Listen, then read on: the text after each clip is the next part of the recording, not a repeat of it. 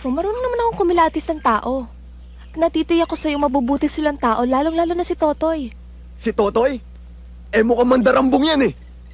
Sa itsura pa lang niya, mafe-feel mo nang mabuti siyang tao. Ba't mo ba pinagtatanggol yung taong yun? Siguro may gusto ka sa Totoy na yun, oh! Rufo, nagsiselos ka ba? Eh, ang gwapo-gwapo mo. Mas gwapo ka pa nga kay Zoren Legaspi eh. Sino na naman yun? Yung artista. Yun pala eh. Kaya nga ako nagtataka sa'yo kung bakit gano'n na lang ang pagtatanggol mo sa kanya. Hay nako, ang hirap mo naman paliwanagan. Pwede ba yun? Ipagpapalit na lang kita sa mukhang cellular phone. Isa pa, na-aksidente ko yun eh. Bisita ko pa. Kate, sa katawan ko! Relax ka lang, huwag ka na magselos. Aalisin naman yun eh. Ano ka ba naman, Rufo? Ang bastos-bastos mo naman! Dito ka ba naghuhubad? Hindi ka na makapaghintay! Rufo, na ba? Pumalik ka dito! Nag-usap pa tayo! Sakit ang balat mo! Kate! Bagong sayo yan ah!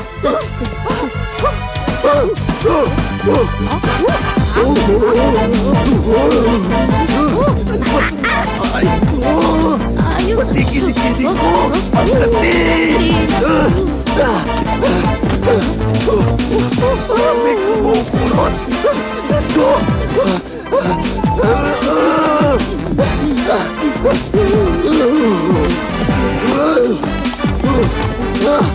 Okay ah! Okay ah! Anong tinitingin mo, ha?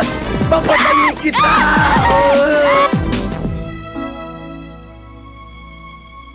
Bilib naman ako sa pagmamahal mo. Hanggang dito, sinusundan mo ako. Siguro, miss na miss mo na ako, no? Siguro, hindi ka makatulog sa pag-aalala sa akin. Siguro, tong flowers na to. Bakit hindi ka nagsasalita? Bakit ka lang magsalita ka?